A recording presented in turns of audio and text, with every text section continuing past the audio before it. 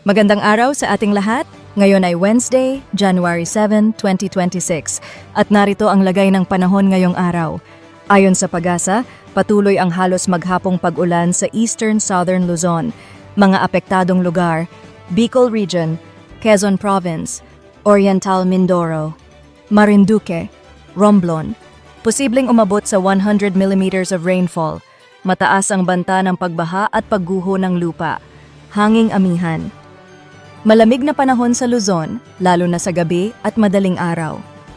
Mahihinang pag-ulan sa Northern Luzon at Eastern Central Luzon, Easterlies. Mataas ang tsansa ng ulan sa malaking bahagi ng Visayas, Palawan Alert. Maulan dahil sa trough ng low pressure area. Ang LPA ay nasa labas ng Philippine Area of Responsibility.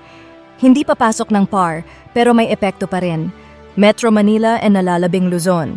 Bahagyang maulap hanggang maulap, isolated light rains, magdala ng payong, Visayas. Maulap na may mga pag-ulan, Northern Samar mataas ang tsansa ng ulan, Mindanao, bahagyang maulap, localized thunderstorms any time of the day. Weather advisory, in effect, Catanduanes, Albay, Sorsogon. Posibleng localized flooding lalo na sa low-lying areas at sa lagay ng karagatan, walang gale warning. Moderate hanggang maalong dagat sa extreme northern Luzon. Ingat sa maliliit na sasakyang pandagat. Ako po ang inyong independent weather forecaster. Batay ito sa opisyal na datos ng PAGASA.